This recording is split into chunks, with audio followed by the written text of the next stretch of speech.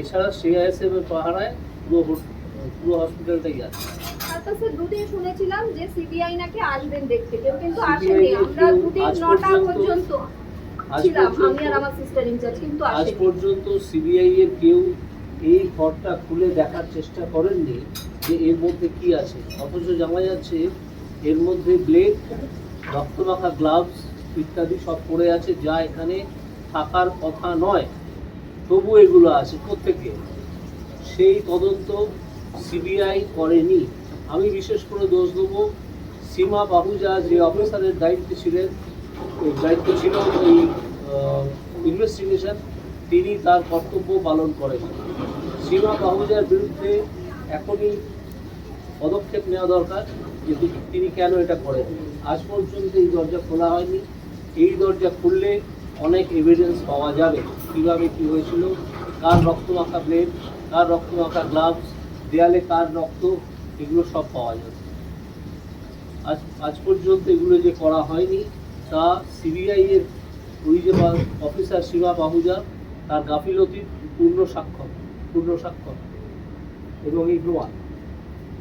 এইভাবে অভয়ার মৃত্যু মামলার ইনভেস্টিগেশন হয়েছে, যেটা হওয়া উচিত ছিল না একেবারেই, কিন্তু হয়েছে। এবং এখনও এই এভিডেন্স, এই তালা খুললে, সিবিআই যদি এই তালা খোলে, তাহলে সিবিআই এই ভেতর থেকে সেই জিনিসগুলো উদ্ধার করতে পারবে এবং ইনভেস্টিগেশন এগিয়ে নিয়ে যেতে পারবে। আমি আপাতত আপনাদের সকলের কাছে অনুরোধ করব বা আবেদন করব যে সিবিআইকে কম্পেল করুন, যাতে সিবিআই এই দরজা খোলে এবং এর ভেতরে কি আছে না আছে তা পুঙ্খানুপুঙ্খভাবে দেখে এর ভেতরে যা আছে সেগুলো যেন সিজ করে। আপনি আর কিছু বলবেন? আমি একটা কথা বলবো। আমাকে কিন্তু সিবিআই থেকে কে ফোন করছে তো আমি তো জানি না, হোয়াটসঅ্যাপ কলে তো কাউকে চেনা যায় না। ফোন করেছিলেন যেদিন আমরা এটা ইনফর্ম করি আমাদের এনএস ম্যাডাম, সুপার ম্যাডামকে, বললেন যে আমরা কিন্তু আসবো। দুদিন কিন্তু সিস্টার ইনচার্জের আমি 8টায় ওটি বন্ধ যাওয়ার পর 9টা পর্যন্ত আমরা ওয়েট করেছি, রাত 9টা পর্যন্ত। স্যার এই যখন এই খুনের ঘটনা হয়েছিল সেই সময় আমি এই সিস্টারের কাছ থেকে জানতে পারছি যে যখন এই খুনের ঘটনা হয়েছিল তখন থেকে আজ পর্যন্ত এই সময়ের মধ্যে সিবিআই দুবার ফোন করেছিলেন সিবিআই এর অফিসাররা যে আসবেন এবং এই ঘর খুলবেন, তারা কেউ এসে দেখার সময় পায়নি।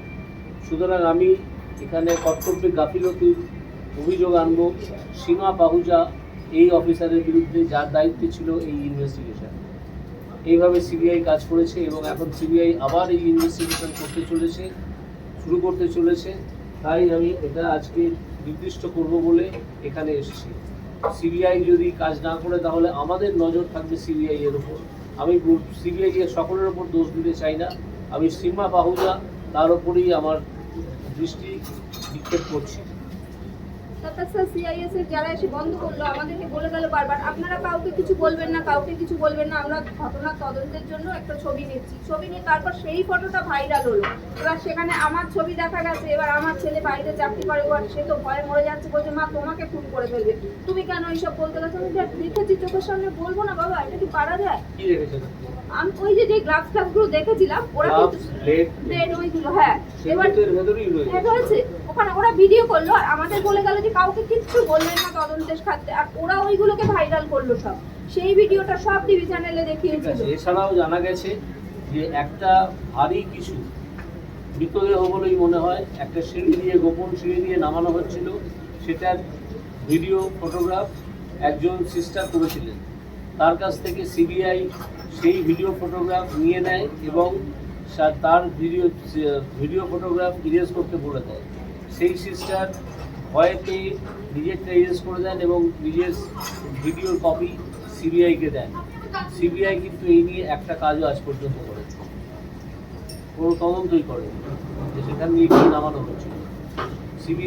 সিবিআই এর ওই অফিসার সীমা পাহুজা, আমি বারে তাকেই দায়ী করতে চাইছি। সিবিআইকে এত ভুল দায়ী করা উচিত নয়, কারণ সিবিআই এ অনেক দুর্দান্ত অফিসার আছে যারা কাজ করে।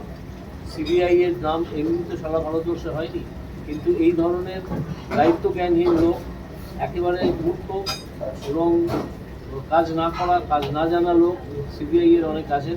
তারা কেউ মাঝে দায়িত্ব পান। তার মধ্যে একজন হচ্ছেন এই সীমা পাহুজা। এনাকে কোনোভাবেই ছাড়া উচিত নয়। এনাকেও একই সঙ্গে অ্যাকিউজ করা উচিত এবং এনার সঙ্গে একে ইন্টারোগেট করে জিজ্ঞেস করা উচিত যে কে তাকে এত প্রভাবিত করেছিল যে তিনি এই কাজে এত গাফিলতি করলেন। আজকে এই অবধি, পরবর্তীকালে যদি প্রয়োজন হয় আমি এখানে আবার আসবো। অন্তর্গত এই সিঁড়ি এবং তা দিয়ে সেই দিন রাতে একটা ভারী জিনিস কয়েকজন মিলে নামাচ্ছিল, সেই ভিডিও একজন সিস্টার তুলেছিলেন।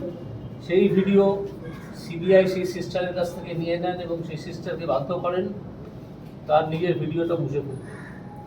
সিবিআই সেই ভিডিও এখনো পর্যন্ত দেখায়নি, অর্থাৎ আমি আবার বলছি সেই সীমা পাহুজা যে আধিকারিক ছিলেন এই তদন্তের দায়িত্বে, তিনি সেই ভিডিও লুকিয়ে ফেলেছেন, আজ পর্যন্ত সেটা প্রকাশ করেন। এই সিঁড়ি দিয়ে কী নামানো হচ্ছিল? অত ভারী একটা জিনিস, এ প্রশ্ন তো আমাদের আছে, সঙ্গত প্রশ্ন।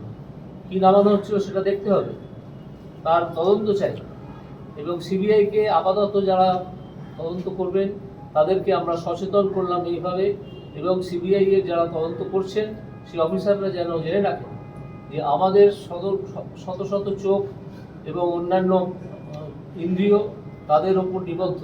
তারা যদি কোনো কাজে ভুল করেন আমরা কিন্তু সেই মুহূর্তে তাদেরকে চেপে ধরব। এটা আর কোনো গাফিলতি বরদাস্ত করা হবে না বা যাবে না। এই রহস্যময় সিঁড়িটা আমি আপনাদেরকে দেখাচ্ছি। এখান দিয়ে কি নামানো হচ্ছিল তার ভিডিও ফটোগ্রাফি ছিল, এটা নষ্ট করা হয়েছে এবং সিবিআই এর কাছে তার কপি আছে, সিবিআই এর সীমা পাহুজার কাছে তার কপি আছে। সুতরাং আমি আজকে সিবিআইকে সামগ্রিকভাবে দোষারোপ করব না, আমি দোষারোপ করব সীমা পাহুজা, সিবিআই এর সেই অফিসার যার দায়িত্বে এই ইনভেস্টিগেশন ছিল, তিনি এগুলো সম্বন্ধে কিচ্ছু করেননি। সিঁড়িটা আপনাদেরকে দেখালাম, সেই সিঁড়ির একটা অংশ হচ্ছে এটা, যেটা নিচে নেমে গেছে, এবং এই সিঁড়ি দিয়ে যতদূর সম্ভব, যতদূর অভয়ার ডেড বডি নামানো হয়েছিল এবং নামালে সেটা সরাসরি যে ঘর থেকে অভয়ার মৃতদেহ পাওয়া গেছে সেই ঘরে পৌঁছানো যায়। এগুলো কোনো কিছুই তদন্তের আওতার মধ্যে আনা হয়নি। এটা সিবিআই এর একটা বিরাট গাফিলতি, বা আমি আবার বলবো সীমা পাহুজার একটা বিরাট গাফিলতি অন্তর্গত। এই সিঁড়ি এবং তা দিয়ে সেই দিন রাতে একটা ভারী জিনিস কয়েকজন মিলে নামাচ্ছিল, সেই ভিডিও একজন সিস্টার তুলেছিলেন।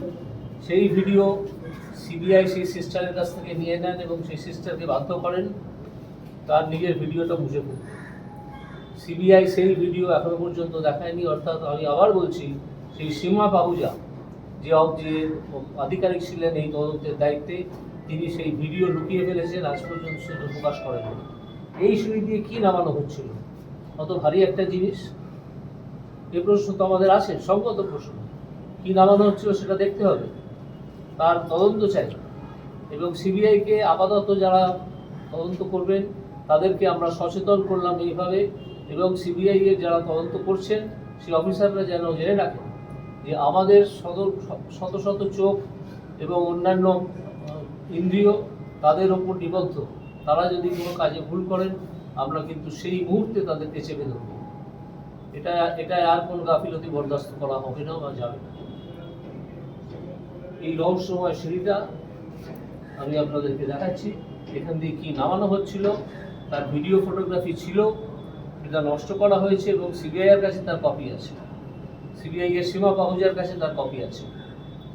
সুতরাং আমি আজকে সিবিআইকে সামগ্রিকভাবে দোষারোপ করব না, আমি দোষারোপ করব সীমা পাহুজা, সিবিআই এর সেই অফিসার যার দায়িত্বে এই ইনভেস্টিগেশন ছিল, তিনি এগুলো সম্বন্ধে কিচ্ছু করেননি।